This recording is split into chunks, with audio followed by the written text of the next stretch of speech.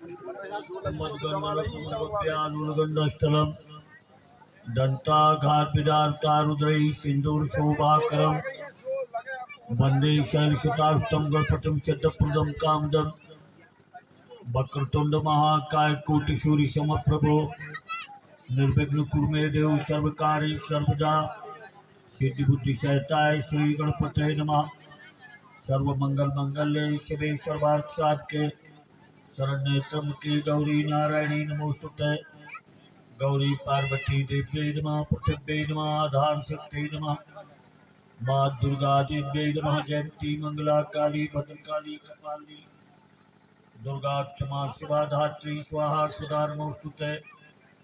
या श्री स्वयं सुकृतनाम भवनेश्वर लक्ष्मी पापात्नां कृतियां रदेक बुद्धि श्रद्धा शतां कुर्जन प्रभो शरज्जा तां त्वां नतास्म परिपालय देवी विश्वं शुक्लां ब्रह्म विचार सार परमां आद्यां जगद्व्यापिनी वीणा पुस्तकधारिणीं वेदां जाड्यान्धकारापां हस्ते स्फाटिकमालिकां विदतीं पद्मासने वन्दे तां परमेश्वरीं भगवतीं बुद्धिप्रदां शारदां या कुंडेन्दुतुषारहारधवला या शुभवस्त्रावृता या वीणा वरदण्डमण्डितकरा या श्वेतपद्मासना या ब्रह्मात्मशंकर प्रभृतिहृदयैः सदा वन्दिता सा मां पातु सरस्वती भगवती निषेव्याद्यापहां विद्युदां समप्रभां ब्रह्मदिस्कन्धस्तां देशनां कन्याभिः कर्मार्केर्गणसदस्तावरासेवितां हस्तैश्चक्रगदाश्रीर्विष्कांशापमोऽन्तर्जनी बिभ्राणामल्लात्मिकां सद्धरां दुर्गां तनेत्रां भजे शरणागतीनार्पणत्राणपरायणे सर्वस्यार्ति हरिदेवी नारायणी नमोस्तुते। सर्वाबाधा प्रश्मनं त्रैलोक्यस्याखिलेश्वरी देवदेवत्याकारमस्मद्वेदनास्मन् महाकालकाशारदाचण्डा दुर्गा देव्यै नमः। भगवती महाशक्त्यै नमः। करचरण कर्तम्बा कायजं कर्मजम्बा श्रवणनयन जम्बा मानुषम्बा अपराधं वेतमवितम्बा सर्वे तत्समस्व। जय जय करुणाब्दे श्री महादेव शंभो नमः। पार्वती पते हर हर महादेव। काल भैरवाय नमः, पटु भैरवाय नमः। श्री सीतारामचंद्राभ्यां नमः। रामानुजाय नमः। राधा कृष्णाय नमः। बलराम श्री कृष्णाय नमः। ओम नमो भगवते वासुदेवाय। लक्ष्मी नारायणाभ्यां नमः। सत्यनारायणाय नमः। शेष नारायणाय नमः। यज्ञ नारायणाय नमः। सूर्य नारायणाय नमः। श्री हनुमते नमः। सद्गुरु चरण कमलेभ्यो नमः। नारायणं नमस्कृत्य नरं चैव नरोत्तमं देवीं सरस्वतीं व्यासं ततो जयमुदीरये। बोलिए वृंदावन बिहारी लाल जी की जय। आदिशक्ति भगवती जगदम्बा की जय। स्थापित संपूर्ण देवताओं की जय। श्री हनुमान जी महाराज की जय। श्रीमद्भागवत महापुराण की जय। हर हर महादेव।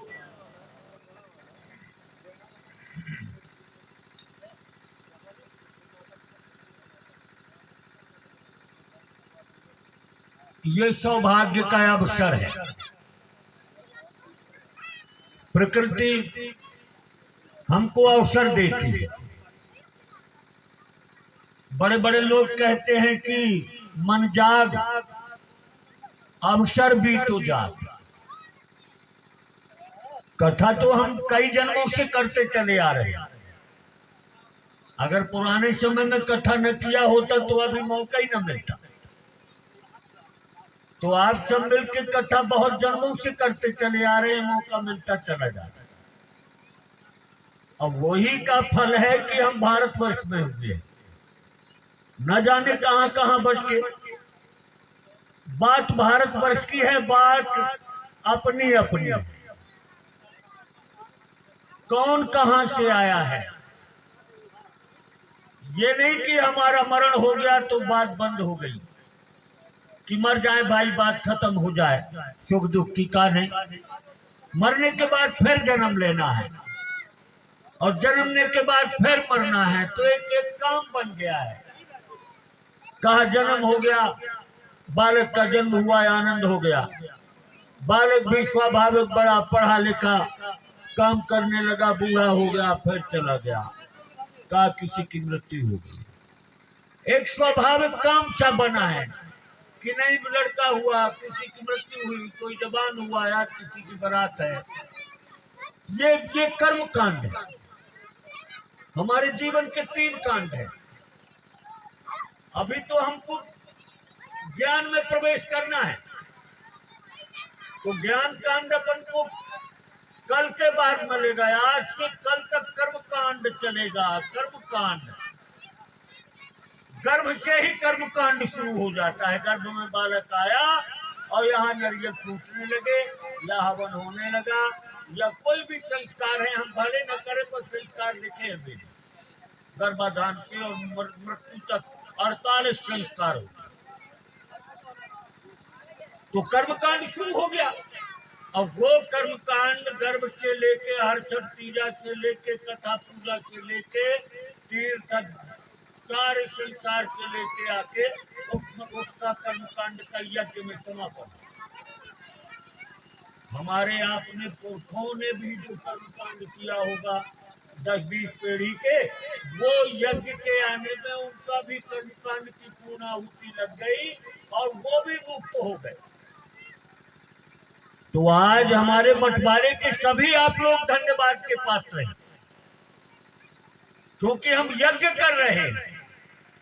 पुराण बहुत दिन से बंटवारा में, कोई आज से पुराण नहीं हो रहे, बहुत दिन से बंटवारा में पुराण हो रहे, पर नहीं, आज शिव के मंदिर में शिव ब्रह्म है और अब आप ब्रह्म के अंश हैं।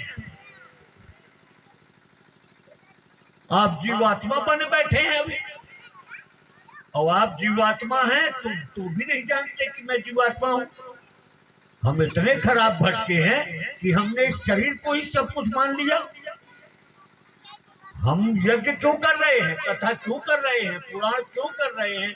मुख्य बात है कि हम अपने को जानने के लिए, हम हैं कौन भाई, कहां से आते हैं, कहां जाते हैं, कौन है? ये माता बैठी है तो ये कोई दूसरे हैं, आप बने बैठे हो तो क्या कोई आप दूसरा है? ये वृक्ष नदी पर्वतीय है क्या? कुछ नहीं। सबका जन्म होता है, हमारा भी जन्म हुआ, हमारे पुरखे भी सब काम में लगे रहे, हम भी काम में लगे। वही काम एक सा काम बना है, खाना पीना, सोना जागना, रोग होना, मर जाना, एक काम लगा है। आप कहाँ से आए थे, कहाँ गए, कोई मतलब नहीं। अरे भाई बैठ के पूरा काम करके बैठ के सोचिए कि आखिर हम हैं कौन, क्यों लगे हैं इस काम में? क्या हम घर बनाने आए हैं कि हम ये जागीर संभालने आए हैं? और संभालने आए हैं तो वो मर क्यों गया दूसरा? एक बूढ़ा क्यों हो गया, एक गरीब क्यों है, एक स्वर्ग में क्यों बैठा है? ये सब देख के शास्त्र कहता है उठो जागो। ये बाजार 4 दिन का स्वप्न है, अब ये बाजार भी अनंत है, क्योंकि जिस ब्रह्म की हम चर्चा करते हैं उस ब्रह्म की ही शक्ति है, और वो शक्ति का ये प्रदर्शन है। एक छोटी सी लीला है, और कलयुग में तो बची कुछ लीला है। तो इस प्रदर्शन को देखने के बाद, और जब कभी ये अवसर प्रकृति दे देती है कि इसमें हमारे ऊपर प्रकृति ने कृपा किया, गांव के देवताओं ने कृपा किया, हमारे पुरखों ने हमारे ऊपर कृपा किया कि आज हम सब कोई मिलकर एक जगह बैठ गए, और बस यहीं पर जानने को मिलता है कि ये है क्या। आज इतने लोग यहाँ बैठे हैं तो ये सब बच जाए। भागवत यही है, भागवत कोई कथा नहीं है। आपके बीच में अभी 1-2 दिन के बाद खूब भजन भी होंगे, आनंद भी होगा। ये भागवत भगवान का भागवत है। वाल्मीकि बनी थी तो महाराज वाल्मीकि जी ने लव कुश को पढ़ाया, वाल्मीकि, और वीणा सिखाई, संगीत सिखाई, और कहा कि वीणा में गा के रामायण गली गली गाना। उस समय तुलसीदास की रामायण नहीं थी, वाल्मीकि के स्तोत्रों की रामायण। ऐसे भागवत भी संगीत से हो सकता है, उसमें कोई दोष नहीं है, भक्ति है। क्योंकि अभी 3 कांड हैं अपने, अभी कर्म कांड की कथा शुरू होगी। गर्भ से लेकर मरण तक होगी, महाभारत होगी, लेना देना होगा, मार काट होगी। इसके बाद ज्ञान कांड शुरू होगा। हमारे आपके सबके अब सतर्क रहना चाहिए कि कर्म कांड में हम लाखों जन्म के बचे, लाखों जन्म से हम कथाएं और कर्म कांड छोटा से लेकर यज्ञ पूर्ण हो गया, तो यज्ञ में भी आप कामना की बैठे। यज्ञ भी कामना है, यज्ञ करने वाला भी स्वर्ग तक जाएगा और वहां के सुख भोग के फिर आ जाएगा। पर जब आप उस कर्म कांड सोच के ज्ञान कांड में आ, अब ये भागवत ज्ञान कांड, तो 2 दिन की कथा के बाद ज्ञान कांड प्रारंभ होगा और 1 दिन ज्ञान कांड चलेगा और चौथे दिन वही ज्ञान कांड का परमात्मा प्रकट होगा, तो भक्ति कांड शुरू हो जाएगा। अपन को कर्म कांड से निकलना है। कैसे निकले? भगवान ने कहा कि कर्मण्य का अधिकार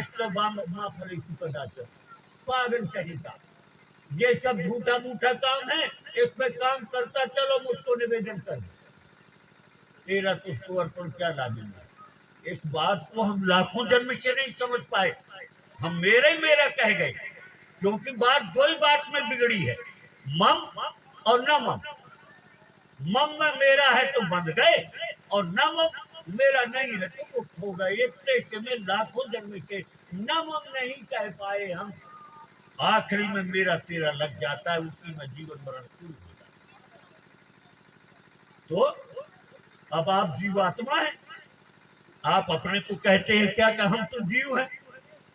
अरे नहीं भाई, आप जीव हैं पर परमात्मा के अंश हैं, और आप जीव नहीं हैं, आप आत्मा ही हैं। अभी आप जीवात्मा माने बैठे, अब जब कथा भागवत और ज्ञान की पंक्ति में प्रवेश करेंगे, तब यही जीवात्मा जब अंदर की बात समझने लगेंगे, तो यही जीवात्मा अंतरात्मा बन जाता है।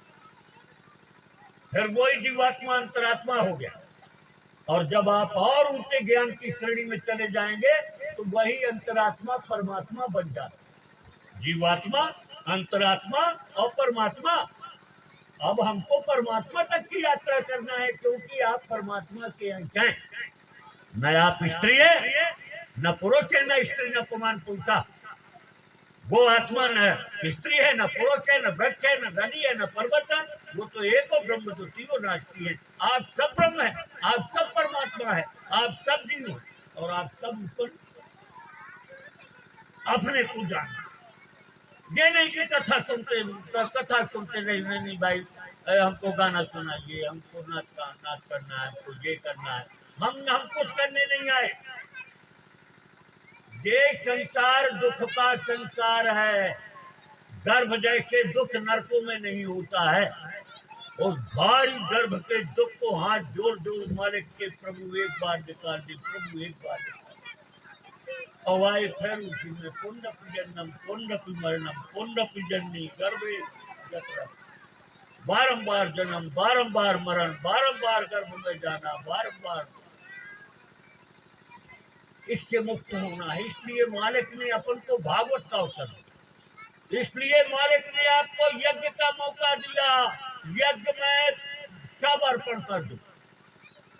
यज्ञ का पुण्य बड़ा है ना। जब सृष्टि हुई है तभी यज्ञ भी की रचना हुई। भगवान ने एक तरफ देवताओं को बनाया, एक तरफ यज्ञ को बनाया, और एक तरफ मनुष्यों को बनाया।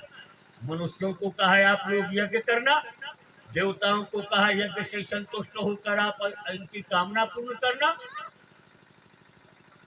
ये इनका लेना देना सृष्टि से चल रहा है। हमारे पास जो है वो देवताओं का दिया है, हमारे पास जो है भगवान का दिया हुआ है। तो उन्हीं का अर्पण, उन्हीं का प्रसाद, और हम खाते पीते। और मुख्य बात ये नहीं कि कम है कि ज्यादा है, वो देश है मुक्ति का। 4 चीज है, धर्म, अर्थ, काम और मोक्ष। अर्थ नहीं आता, पहले धर्म आता। आपने जितना धर्म किया है आपके पास उतना अर्थ है। धर्म के बाद अर्थ और अर्थ के बाद काम है। काम में उलझ गई दुनिया, काम में उलझ गया संसार। रावण इतना बड़ा धुरंधर विद्वान था, इतना धर्म की 500 वर्ष तक मस्तक काट के चढ़ाता रह गया।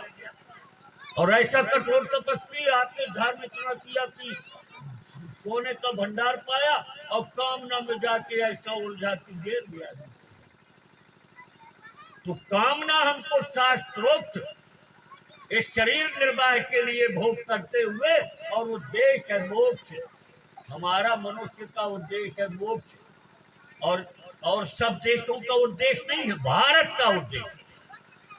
क्योंकि भारत में मनुष्य मुक्त होने आता है, अगर कहीं न जा पाए तो नरक न जाए, स्वर्ग तक तो जाए कि नरक चला जाए।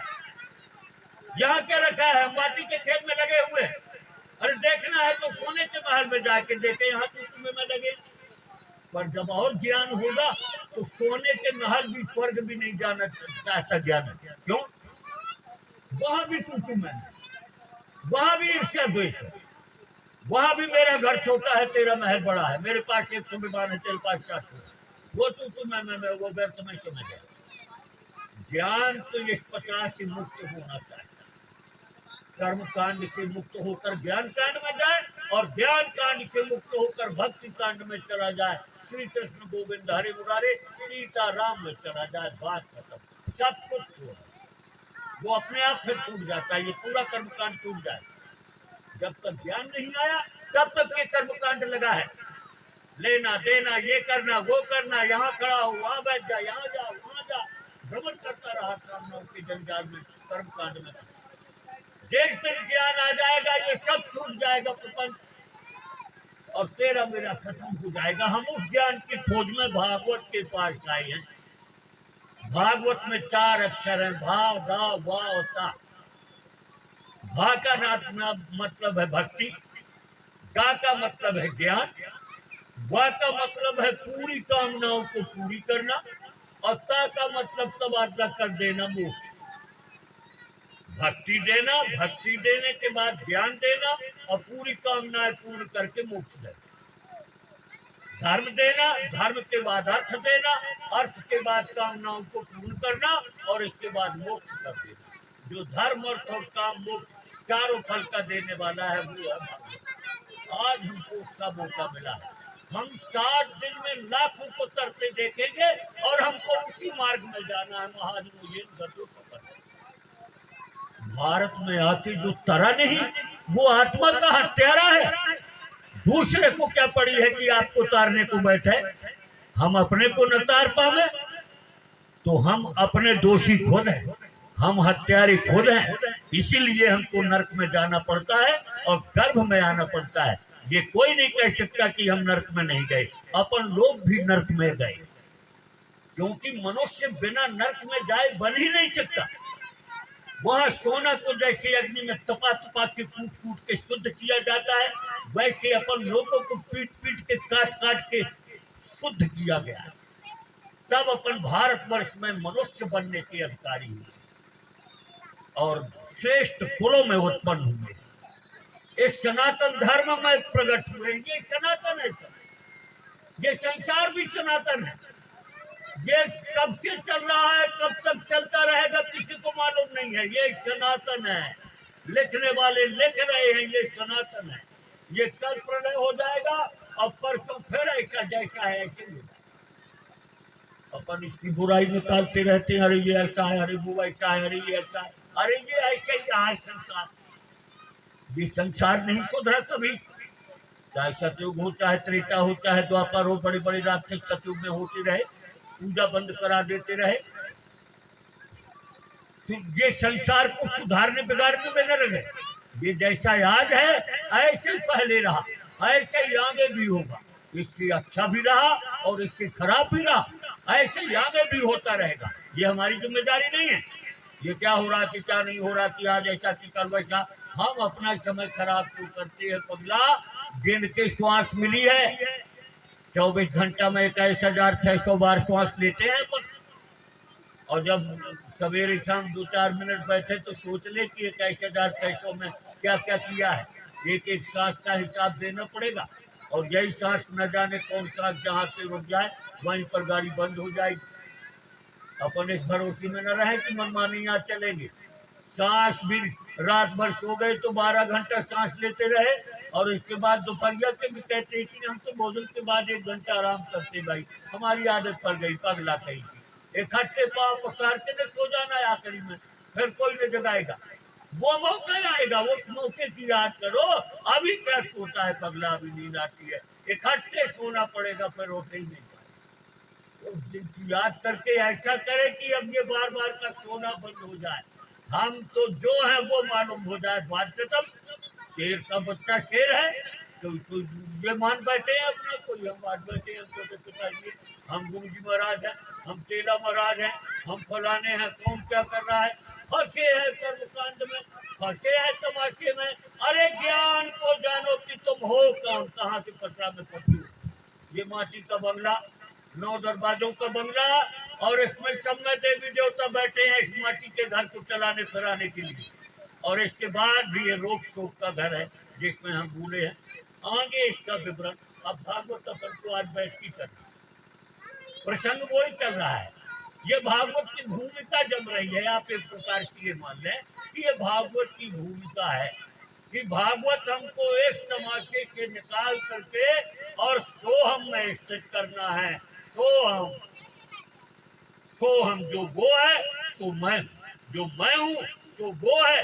आपकी श्वास क्या कह रही है?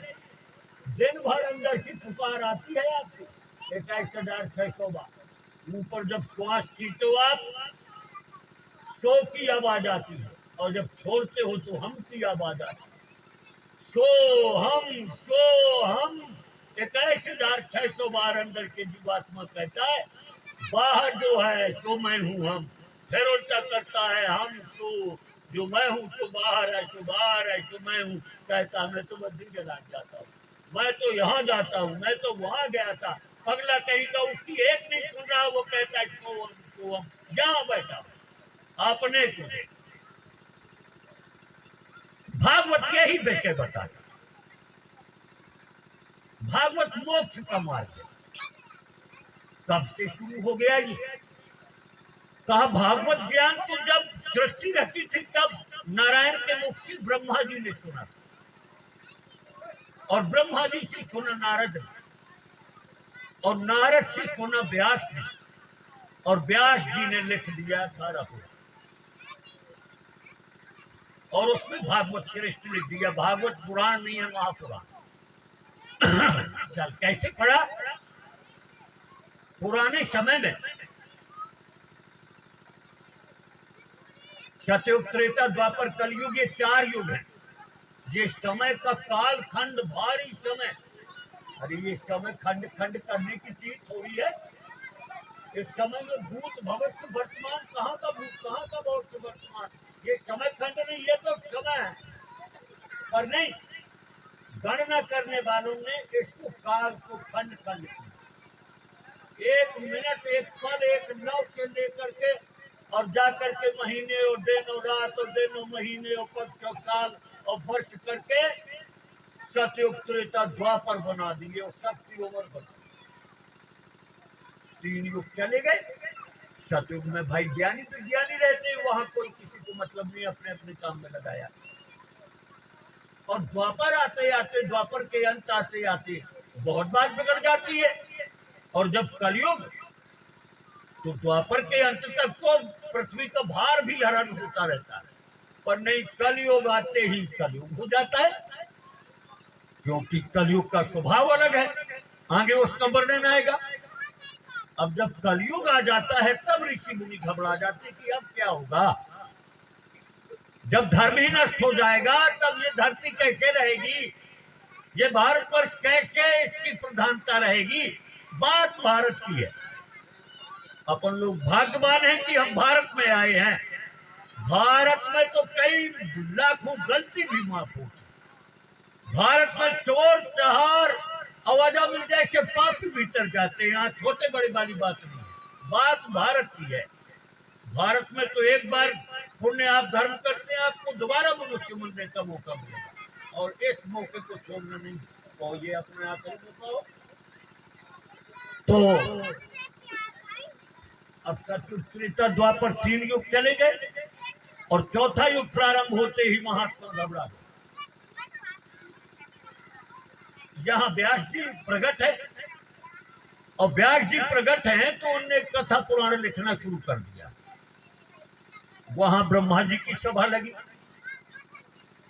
नारद जी से कहा, नारद कलयुग आ गया है और व्यास जी लिख के रहे, उनसे जाके देखो कि पुराने लिखते रहेंगे कि कोई महापुराण लिखा। कलयुग में बिना महापुराण के कोई नहीं करेगा, पुराण होते रहेंगे। जाके देखो जरा और उनको सलाह दो, उनको उपदेश दो।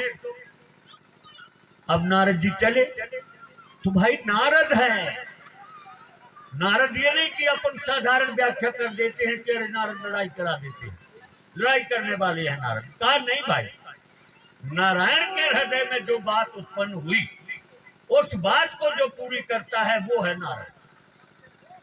नारायण चाहते हैं जो नारद करते हैं। अब नारद एक काम को चले पर 10 काम करके आएंगे। आगे उनने सोचा कि आगे भागवत की रचना काहे को हो जाए, शास्त्र बना के रखा रहेगा, आगे पढ़ने वाले की व्यवस्था कर दे। तो पढ़ने वाले की व्यवस्था कहाँ से होगी? कैलाश की होगी। नारद जी चल पड़े कैलाश की ओर, और कैलाश की ऐसे समय में गए जब माता जी वहां नहीं। शिव जी भ्रमण करने गए।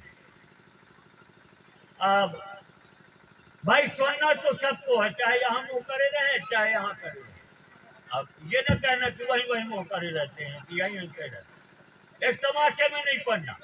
ऐसे शरीर के सबले द्वार खोल दे कि मालिक वो राजा प्रथु हुए थे, आगे प्रथु आएंगे। उनने भगवान से वरदान मांगा था कि हमारे 10,000 कान कर दो, कि हम 10,000 कानों से आपकी कथा करें। बोलिए वृंदावन बिहारी लाल जी की। अब नारद जी पहुंच गए कैलाश पर्वत। माता ने कहा आओ नारद, आओ नारद। कहा क्या आया मैं आपके पास आने में, आप हमको दया लगती है। कहा क्यों? अरे कहा भगवान शिव के पास आप लाखों वर्ष बैठी रहती हो और ये नहीं जानती हो उनके विषय में कि क्या पहने हैं, क्या ओढ़े हैं, वो बाघंबर क्यों बिछाए बैठे हैं, वो हाथी की चाल क्यों ओढ़े हैं, वो गले में मुंडों की माला क्यों डाले हैं। अरे ये तो आपको जानना चाहिए। पूछने आज जाके आप कुछ न पूछ रहे कि मुंडों की माल पूछ लेना कब से पड़ी है, क्यों पहने हो आप। और प्रश्न डालकर के नारद जी महाराज चले गए। अब जब संध्या के उपरांत भगवान शंकर जी आए और माता का कुछ मोह प्रसन्न देखा, जान गए। कहा नारद आए थे क्या? कहा क्या कह गए?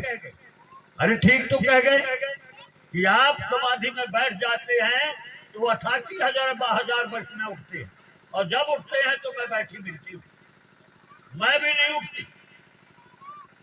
और मैं आपके विषय में जानती नहीं नाथ। कहा क्या जानना चाहती हो? कहा मुंडों की माला क्यों पहने हो आप, इसका मतलब क्या है? ये आभूषण तो है नहीं। भगवान समझ गए कि भागवत प्रारंभ। नारद का आना, मुंडों का प्रश्न कर देना, मतलब अब भागवत का प्रारंभ होना। कहा ठीक है बैठो हम बताते। 3 थपोड़ी बजाई और 3 थपोड़ी में भूत प्रेत पिशाच राक्षस सब चारों तरफ भाग गए। माता देखने गई, कोई नहीं है बाहर, भीतर सब भाग गए सब। क्योंकि वो जो कथा होगी वो ब्रह्म तत्व की कथा होगी, वो अमर कथा होगी। उसको सुनकर प्राणी अमर हो जाता है, अपने स्वरूप को जान जाता है। वो अधिकारी ही सुनता है कथा, बिना अधिकार के कोई सुन ही नहीं पाता, सोचता रह जाता है। इसलिए भगवान ने अनधिकारियों को सपारी बोल करके भगा दिया। और अब वहां बच्चा कौन?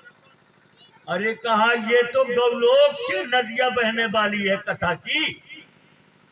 गौलोक में और राष्ट्रीय चलती रहती है ब्रह्म की और शक्ति, और वो ब्रह्म की लीला में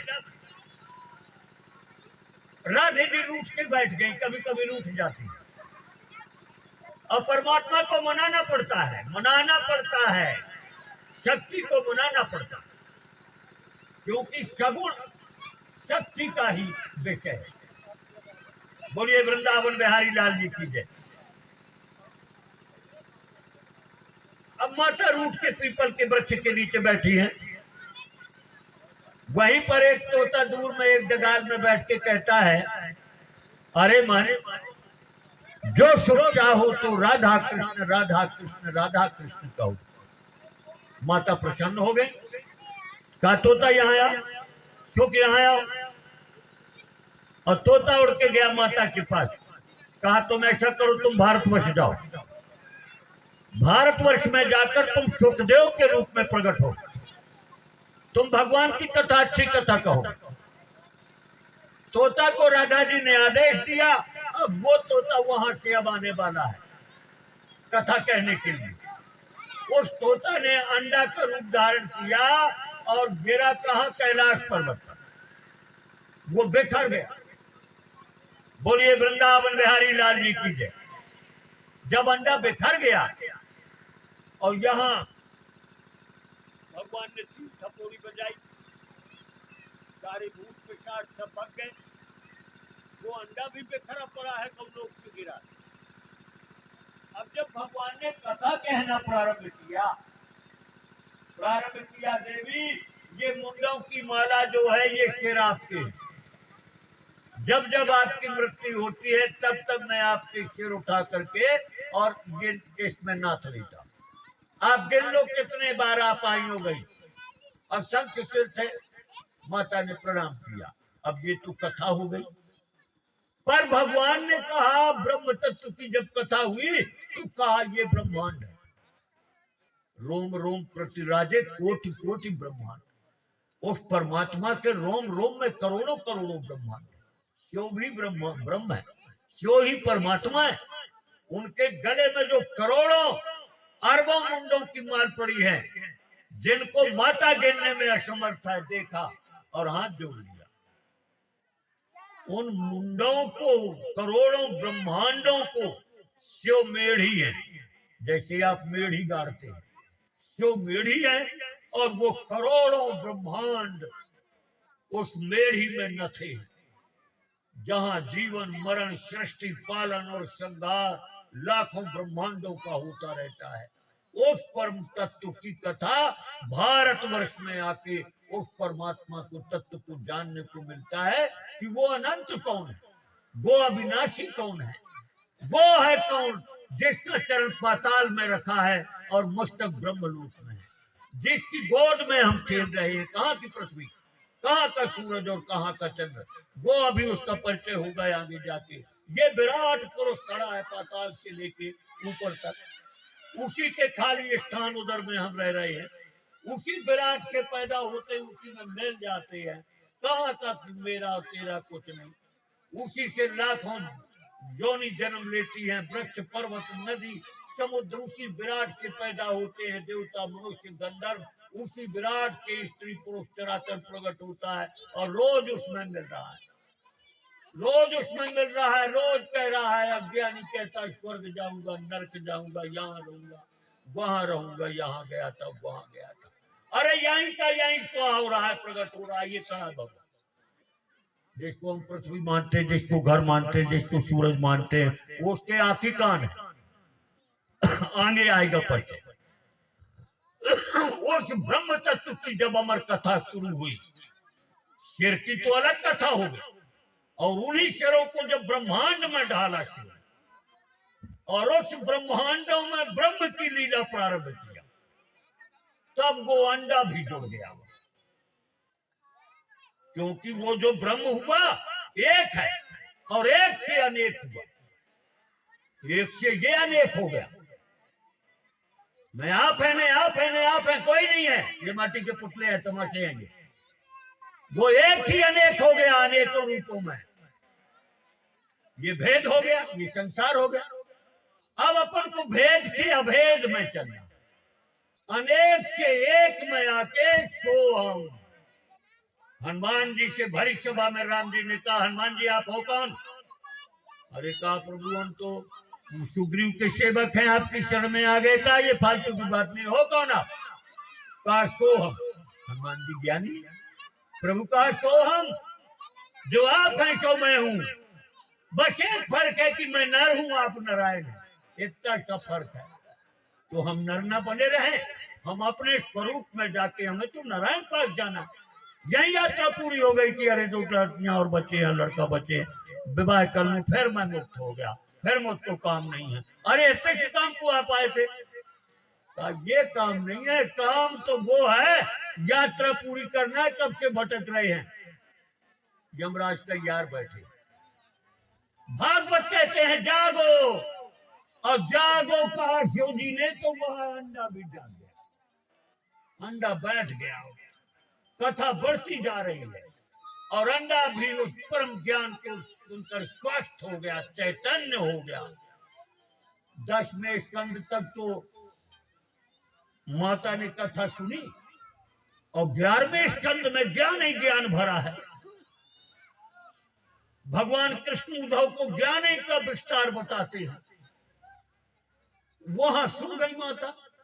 अब वो तोता तो पूरा भागवत सुना है, पूरी अमर कथा। अब तो वो निर्भय हो गया ज्ञानी। उसने सोचा कि माता सो गई, और सो गई अगर हुक्की बंद हो गई तो कथा बंद हो जाएगी, तो वो तोता हुक्की देने लगा।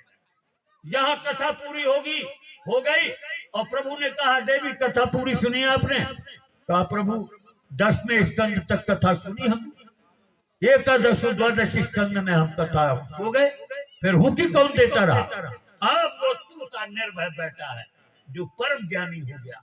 जब परम ज्ञान आ जाता है तो जन्म और मरण के दुख से वो मुक्त हो जाता है। जीवन मरण हानि लाभ सुख दुख अपना पराया राग द्वेष वो सब से जीते जी वो मुक्त हो जाता है।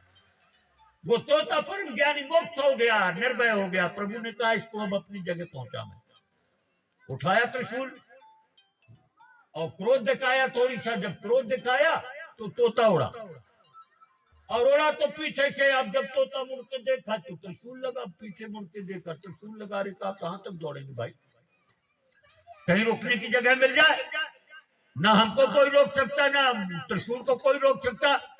और पहुंच गए कुरुक्षेत्र। वहां व्यास नारायण की धर्मपत्नी और सरस्वती नदी में स्नान करके भगवान सूर्य नारायण को जल दे रही थी। और जब जल दे रही थी तो उसी समय प्रारब्धवश आंख मिली ज्यादा सूर्य भगवान से, तो कुछ आलसी आई तो जमाई आ गई। माता का मुंह खुला और सामने से आ रहे हैं वह सुख, वह तोता जो अब देव हो गया है। अब वो तो देव तो है ही है, वो गौलोक का प्राणी है। थोड़ी देर के लीला हुई कि भाई बिना मरे दूसरा जन्म नहीं हो गया, तो निकल गया, वो फूट गया। और वो ज्ञानी आके माता के मुख में प्रवेश कर गया। क्योंकि ज्ञानी है, क्योंकि संपूर्ण सिद्धियों का वो और ग्रहण करने वाला है, धारण करने वाला है। वो जाके अपनी इच्छा से उसने मनुष्य का आकार धारण कर लिया। अब गर्भ ऐसी चीज है कि नर्क है। 28 नर्क होते हैं बड़े बड़े, उन नर्कों से ज्यादा गर्भ में कष्ट होता है। पर गर्भ में 7वें महीना ज्ञान आता है। 6 माह तो माटी के पिंडा जैसे पड़े रहे, 7वें माह में ज्ञान आता है। तो 2 माह तक आप सब लोग हाथ जोड़े मालिक के जोड़े रहते हैं। उस समय ज्ञान आता है, हे मालिक गर्भ से ना तो निकाल। आप निकालते हो और हम जाके फिर माया में भेज जाते हैं प्रभु, और बारंबार गर्भ में आते हैं। रहने दो प्रभु, हमको यही रहने दो प्रभु, ये तक कहते हैं। क्योंकि अपने को कोसते हैं वहां। कैसे मूर्खे हम, उस समय लाखों जन्मों की ख्याल आती है, उतना कष्ट रहता है। तब वहां सोचते हैं कि ये हमारी धंधा हो गया, और आखिरी में जन्म हुआ फिर गए। तो अपन को तो आना पड़ता है जबरन। पर सुखदेव जी ऐसे गए। अपन को तो कहते रहते हैं कि न जाएंगे न जाएंगे, यहीं रहेंगे, हम बिगड़ जाते हैं। सुखदेव जी हट गए कि हम नहीं जाएंगे, हम यहीं रहेंगे। और 12 वर्ष तक गर्भ में रहे। योगी है, 12 वर्ष तक रहे आए कि नहीं हम जाएंगे नहीं भाई। गए वहां भूमि परत बा ढाबर पानी, जिम जीव माया लपटानी। बहुत प्रार्थना किया व्यास नारायण ने, तो अंदर से सुखदेव जी ने कहा भाई देखिए पिताजी महाराज, आप भगवान कृष्ण से जाके स्वीकृति लीजिए कि जब मेरा जन्म हो तो मुझको आपकी माया परेशान न करे। अगर वो इतना आश्वासन दे दे तो मैं गर्भ के बाहर आऊं, नहीं मुझको गर्भ अच्छा। तो व्यास नारायण भी भगवान है, भगवान के अवतार हैं। व्यास नारायण ने भगवान कृष्ण से संपर्क किया, प्रभु क्या कहते हैं भक्त को?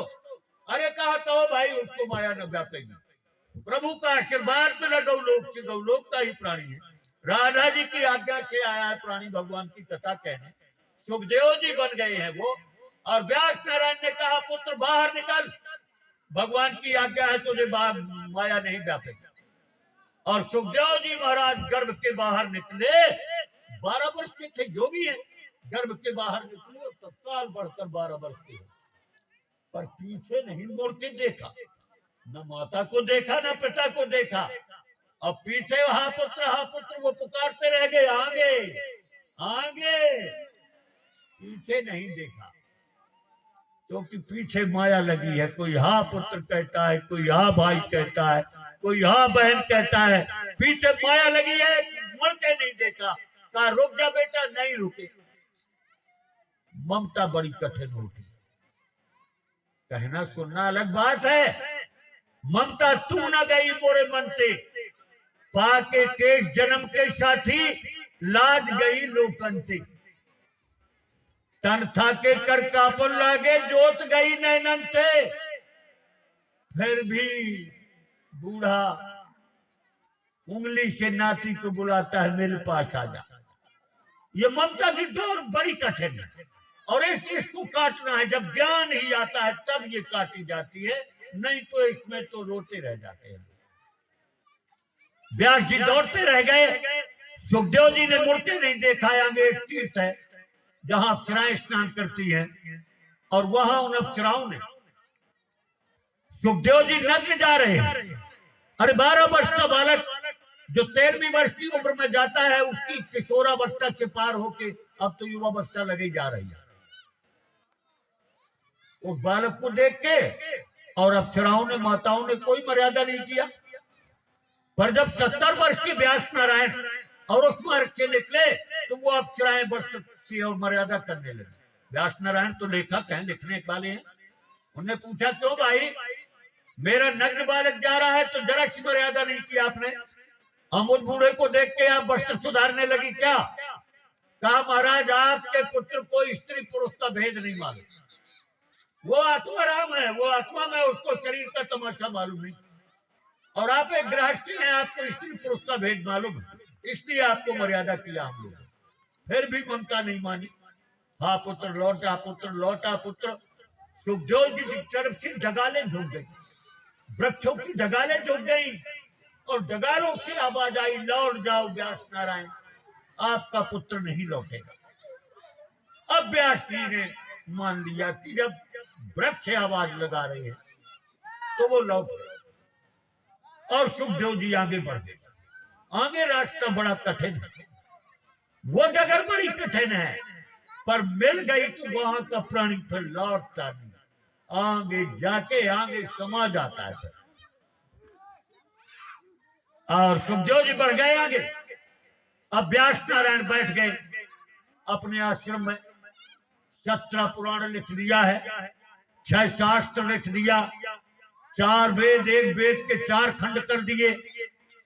इस प्रकार से शास्त्रों के ढेर लगा दिए, पर चैन नहीं मिल रहा, बैठे हैं और मन में चिंता है कि जीवन में बुढ़ापे में एक तो बालक हुआ, वो भी जंगल में भाग गया, गृहस्थी में वो भी मन नहीं लग रहा है भगवान। पर ये संसार सबको इस प्रकार से उलझा देता है। राम जी को रोना पड़ता है, कृष्ण जी आए तो जिंदगी भर तलवार चलाते रह गए। ये संसार ही अद्भुत है, ये संसार को छोड़ना ही उसी के लिए भागवत बताया गया कि नहीं जबरा बन जा। और अब व्यास नारायण शांत बैठ गए, वहां ब्रह्मा जी की सभा फिर लग गई। नारायण लिख गया भागवत, क्या हुआ? अब नारद जी उठे, कहा प्रभु अब देखता हूं। और नारद जी अब आ गए व्यास नारायण के पास। तो व्यास नारायण ने नारद जी को बैठाया। नारद जी पूछे क्या लिख रहे हो आप? कहा महाराज एक वेद के 4 खंड कर दिया, 6 शास्त्र बना दिए और संपूर्ण वेदों का सार निकाल के 17 पुराण कर दिया। अब मुझे कुछ सूझ नहीं रहा कि मैं लिखूं क्या। 1.25 लाख श्लोक का महाभारत लिख दिया मैंने, पर मेरे मन में संतोष नहीं हो रहा। और वृद्धावस्था में एक बालक हुआ, वो भी जंगल भाग गया, क्या उपाय करें? अरे कहा व्यास जी आपने भगवान का गुण नहीं गाया। आपने 17 पुराणों में राजा रानी, ये देवी, ये देवता, ये तमाशा, इनका गान करते रह गए आपने भगवान परमात्मा का गुण नहीं गाया, निर्गुण और सगुण, उसके 2 रूप। अरे महाभारत 1.25 लाख श्लोक का लिख दिया, इतना मोटा बंडल, और उसमें भगवान का यश कितना गाया? 18 अध्याय गीता। 1.25 लाख श्लोक में अगर 18 अध्याय गीता, 21 गीता लिख दिया तो क्या बड़ाई कर दिया आपने। अब आप ऐसा करो कि 17 पुराण से 1,000 श्लोक निकालो जो दिव्य हो भगवान के तत्व को समझने वाले, और 1,000 श्लोक अलग से बनाओ। 18,000 श्लोक का श्रीमद् भागवत महापुराण बनाओ। पुराण से काम नहीं चलेगा। 18,000 श्लोक का श्रीमद् भागवत महापुराण बनाओ और फिर वो आप अपने शिष्यों को पढ़ाओ। जब वो शिष्य पढ़ करके जंगल जाएंगे कुशा लेने, समदा लेने, फूल लेने, तो वहां आपके पढ़ाए ये भागवत के मंत्र गुनगुनाएंगे। ये भागवत के जो श्लोक हैं इनमें ब्रह्म तत्व भरा हुआ है। वहीं कहीं गुफा में आपका लड़का पड़ा होगा, सुखदेव जी पड़े होंगे। जब वो इन श्लोकों को सुनेंगे गुफा में पड़े पड़े, उनका मन आकर्षित होगा सगुण ब्रह्म की ओर, और वो प्रश्न लेके उठेंगे और प्रश्न लेकर के आपके पास पहुंच जाएंगे। आप उनको भागवत पढ़ा देना, और भागवत पढ़ा देना तो आपका भी काम हो जाएगा, शांति मिल जाएगी, और आपका पुत्र भी जो चाहता है वो प्राप्त हो जाएगा।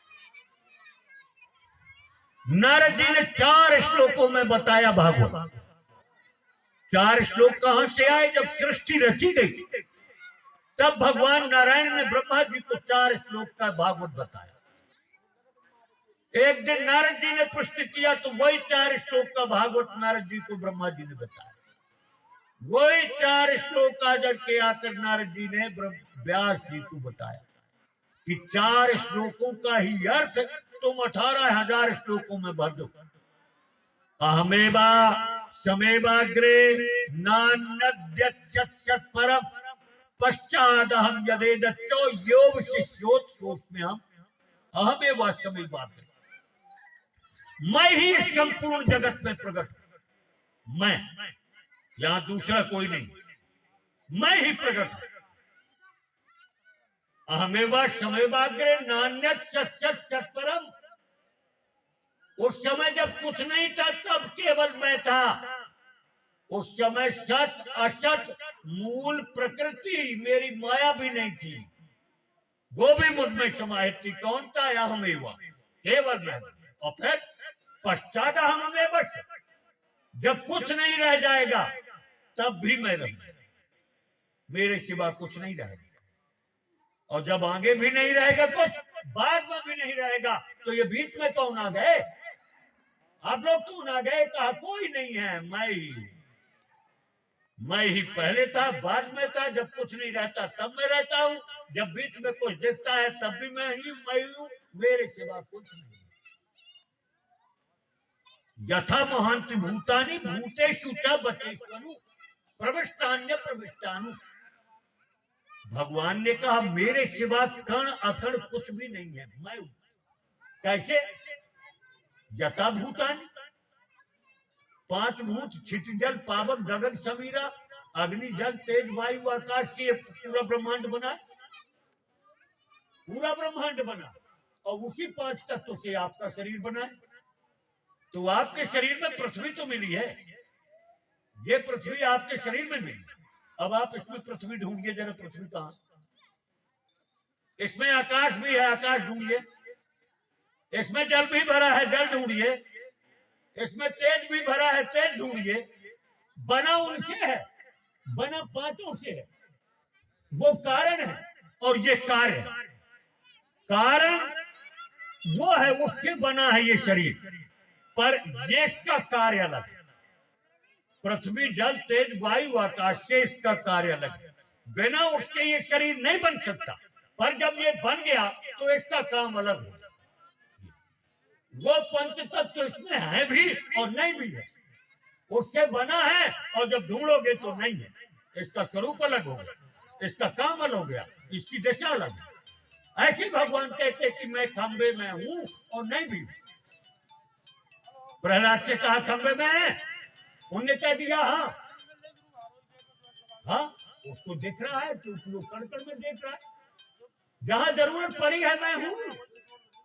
अरे कहा नाली में, कहा नाली में भी अगर जरूरत पड़ेगी, मेरा भक्त है समुद्र में डूब रहा है, दर्द रहा है, तो मैं वहां भी हूं। और नहीं काहे तो रहूंगा नाली में, मैं क्यों रहेंगे नाली पर हूं मैं, मेरे बिना नाली नहीं है। मिट्टी से घड़ा बनता है तो मिट्टी से घड़ा बन गया भाई। अब मिट्टी के बिना घड़ा नहीं बन सकता, पर जब घड़ा बन गया तो उसका काम बदल गया, उसका नाम हो गया घड़ा। अब घड़ा मिट्टी के बिना नहीं रह सकता, पर मिट्टी के बिना अब घड़ा रह सकता। देखिए वही बोल, रूप बदल गया, काम बदल गया। ऐसे पंच तत्व से शरीर बना, इसमें है भी नहीं भी है, और बिना उसके हो नहीं सकता। ऐसे भगवान कहते मैं इस राज में हूं और नहीं भी हूं। वैकुंठ में रहूंगा कि राज में रहूंगा, पर राज में हूं मैं, मेरे बिना राज नहीं बन सकता। ये है भागवत। घुमा फिरा के मैं केवल मैं हूं, मेरे सिवा कुछ नहीं। सो और नारद जी महाराज चले गए। जब नारद जी महाराज चले गए तब व्यास नारायण ने 17 पुराण से 1000 श्लोक निकाले, सार, और 1000 श्लोक अलग से बनाए ब्रह्म तत्व, और 4 श्लोकों का भावार्थ उसमें भर दिया। ब्रह्म भागवत ब्रह्म, कोई कथा कहानी नहीं, ब्रह्म निर्गुण और सगुण। अभी निर्गुण की लीला बताई जा रही है, फिर सगुण में बांसुरी बज जाएगी, तीनों लोक नाच उठेगा। और 18,000 श्लोक का श्रीमद् भागवत महापुराण बनाया अपने जैमिनी वैशंपायन, और भी शिष्यों को पढ़ाया। और जब वो शिष्य प्रातःकाल जंगल में जाते कुशा समझा फूल लेने, तब वो भागवत के 10वें स्कंद जहां भगवान परमात्मा प्रकट हो चुके हैं और गोकुल और वृंदावन की लीला चल रही है, उनमें व्यास नारायण के श्लोक गुनगुना रहे हैं ब्रह्मचारी जंगल में। और वहीं सुखदेव जी पड़े हैं गुफा में। वो आत्माराम है। आत्माराम को शरीर का कोई महत्व नहीं कि इसको हवा में है कि कबा में है कि कबा में है। वो तो अजगर के दाता राम है। जैसे अजगर को अपने आप मिलेगा, वैसे आत्माराम को अपने आप जो मिलेगा खा लेगा, नहीं मिलेगा नहीं खाएगा। वो आत्माराम है। वो भी पड़े हैं कहीं, आप गुनगुना रहे हैं ब्रह्मचारी। बरहा पीड़ा नतबर बपू कर्णियो कर्णिकारम, विभ्रग भाषा कनकपसु वैजयंती चमालाम, रंध्रान बेड़ोरधर सुदया पूरियन गोप वृंदई, वृंदारण्यम प्रसद रमणम प्राविशद गीत कीर्ति। ब्रह्मचारी गुनगुना रहे परमात्मा की सगुण लीला। वो कह रहे हैं गोकुल और वृंदावन में, गोकुल से आगे बढ़ गए थे वृंदावन में, जब परमात्मा हजारों ग्वाल बालों और बछड़ों के साथ, जो ग्वाल बाले देवी देवता थे, जो बछड़े ऋषि मुनि थे, ऐसे अपने गिने चुने भक्तों ग्वाल बालों और बछड़ों के साथ जब वृंदावन की भूमि में दिन भर कोई बछड़े चराते थे, कोई गौएं चराते थे। अरे वो देवी देवता ऋषि मुनि सब मिलके भगवान की पूजा करते थे, दिन भर पूजा करते थे। दिन भर कनेर के फूल के गच्छे, दिन भर मोर के पंखे बीनते, दिन भर मुकुट बनाते, दिन भर मिट्टी लगाते, दिन भर सजाते। ऐसे परमात्मा की दिन भर पूजा करके और संध्या समय वो जब महान भक्तों की टोली बीच में गोविंद बांसुरी का वादन करते हुए और उनके साथ में शेष नारायण परमात्मा की कथा कहने सुनने और लिखने वाले शेष नारायण साथ चल रहे हैं। उस परम झांकी जब वृंदावन में प्रवेश करती, उस दिव्य झांकी को देख करके और संपूर्ण वृंदावनवासी देखते ही रह जाते, देखते ही रह जाते और देखते ही रहे।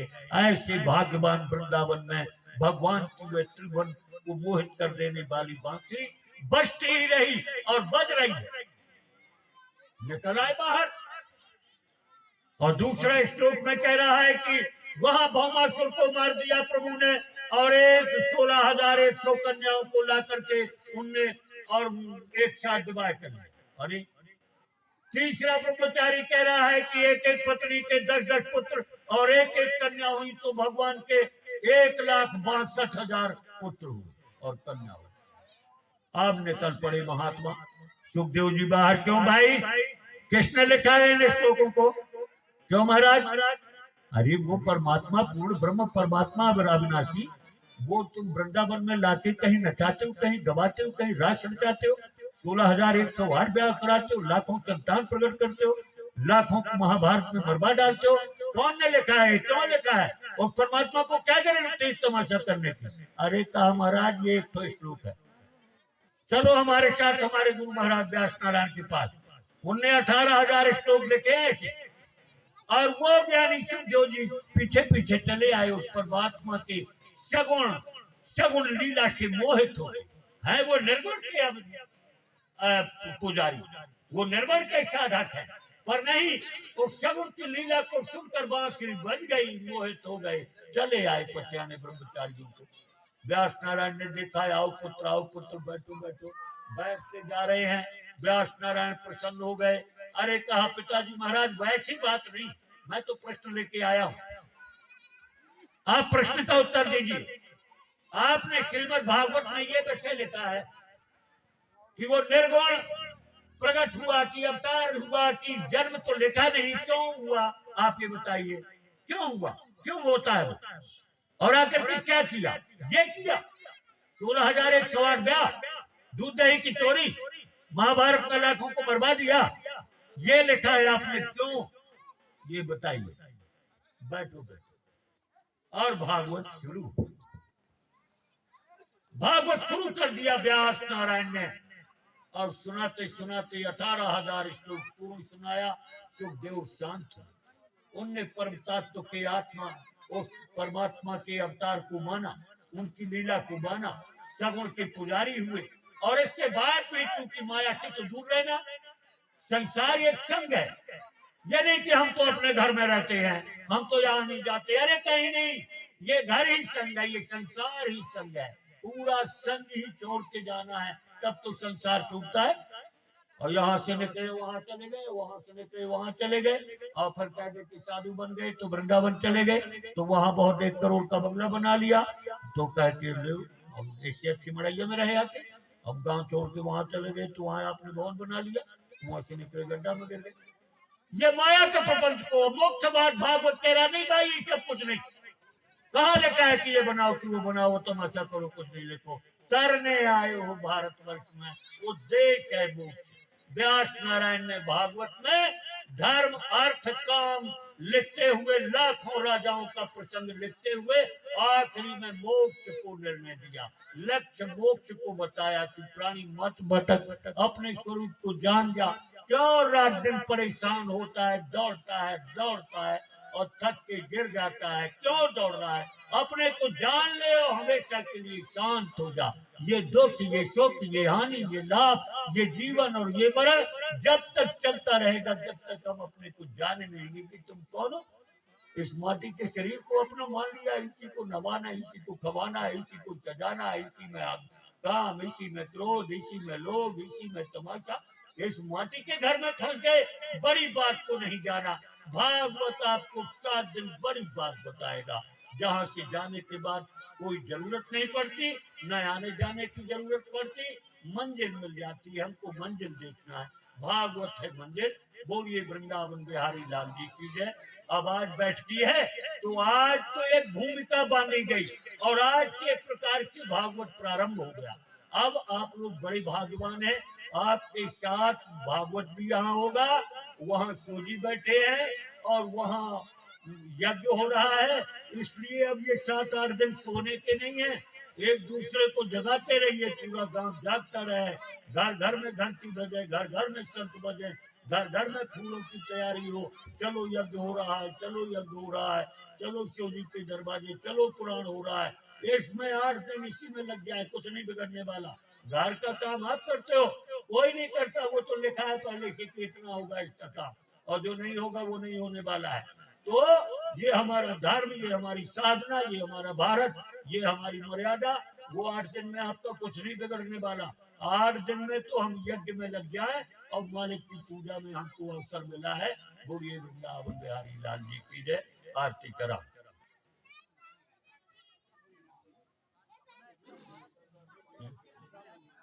बस आरती जला दो, तो पूजा होती है, हो गई। अभी तैयारी कर रहे हैं।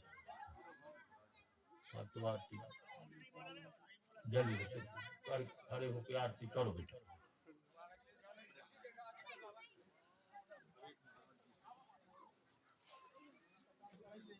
सवेरे से 5 बजे से खटपट नहाना शुरू हो जा, आना जाना शुरू हो जा। ओम चंद्रमा मनुष्यो, आरती करो बेटा। चंद्रमा मनुष्यो जात चक्षुः सूर्यो जायत, श्रोत्रात् वायुश्च प्राणश्च मुखाद् अग्निर्जायत, साध्यं च वर्ति संयुक्तं बन्धनायोष्टं मया, दीपं ग्रहण देवी श्रोत्रैलोक्यं च प्रापहं, भक्त्या दीपं प्रेक्षामि देवाय परमात्मने, त्रायमां निर्यात् घोरात् दीपज्योतिमुस्ते दीपं दर्शयामि, स्थापित देवताभ्यो नमः। श्रीमद्भागवत महापुराणाय नमः। दे दो और सब कोई आरती कर लो। बोल दो बेटा।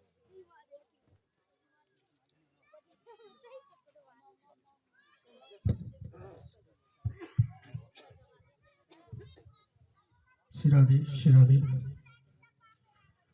ओम हरि ओम चंद्रमा मनुष्यो जात चक्षुः सूर्यो अजायत श्रोत्राद्वायुश्च प्राणश्च मुखादग्निरजायत।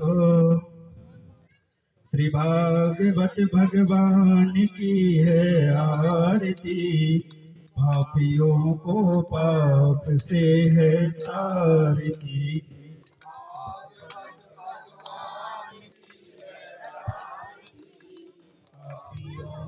पाप से है तारती। ये अमर ग्रंथ, ये मुक्ति पंथ, ये पंचम वेद निराला, नव ज्योति जगाने वाला। ये अमर ग्रंथ, ये मुक्ति पंथ, ये पंचम वेद निराला, नव ज्योति जगाने वाला। हरि नाम यही, हरि नाम यही, जग मंगल की है आरती, पापियों को पाप से है तारती। श्री भागवत भगवान की है आरती, पापियों को पाप से है तारती। ये शांति गीत पावन पुनीत, पापों को मिटाने वाला, हरि दरस कराने वाला। ये सुख करनी है दुख हरनी, श्री मधुसूदन की आरती, पापियों को पाप से है तारती। श्री भागवत भगवान की है आरती, पापियों को पाप से है तारती। ये मधुर बोल जग पंथ खोल, सन्मार्ग बताने वाला, बिगड़ी को बनाने वाला। ये मधुर बोल जग पंथ खोल, सन्मार्ग दिखाने वाला, बिगड़ी को बनाने वाला।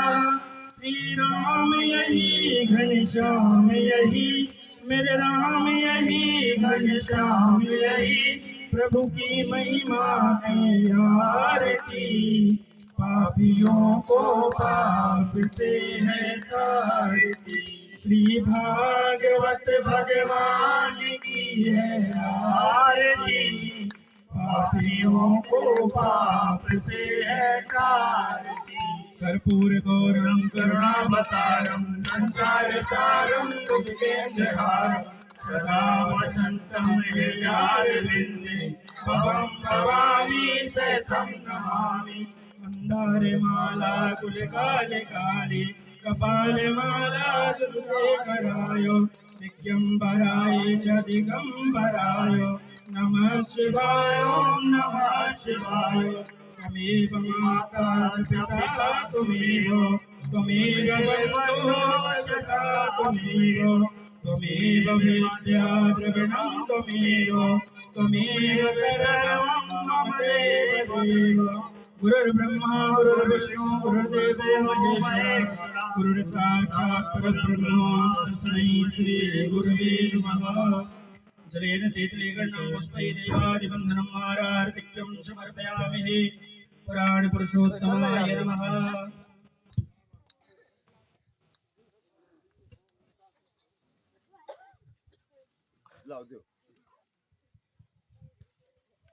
बोले भागवत महापुराण की शंकर भगवान की यज्ञ नारायण भगवान की हनुमान जी महाराज की पूज्य व्यास जी महाराज की सदगुरुदेव भगवान की जय जय श्री राधे नमः पार्वती पतये हर हर महादेव।